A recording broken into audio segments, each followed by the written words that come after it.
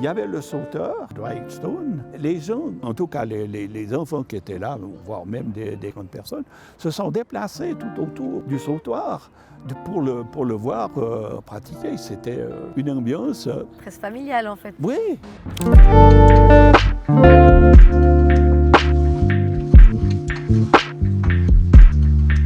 Je m'appelle Sylvie et je viens à Atletissima depuis que j'ai 10 ans. Je m'appelle Valentin et j'ai connu Atletissima à ses tout débuts, en 1977, le jour où il a plu. J'ai peut-être été l'un des premiers, mais pas unique, spectateur de cette soirée. Il y a eu beaucoup d'événements cette soirée. Il y avait plein de spectateurs, une ambiance qui était, malgré le temps, qui était formidable, il faut reconnaître. La première année où je suis allée, celui que j'avais trouvé vraiment très ouvert et très gentil, c'était Maurice Green, que j'ai eu la chance de voir quand même plusieurs années. Après, j'étais aussi hyper contente parce que j'ai pu avoir un autographe sur ma chaussure de Maria Mutola, qui faisait du 800 mètres.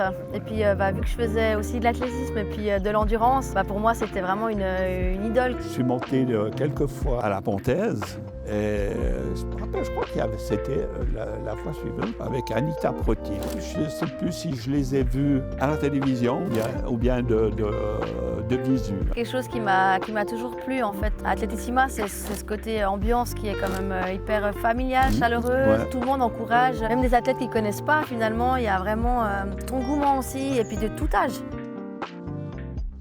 Le 30 juin. De qui tu te réjouis de voir au meeting?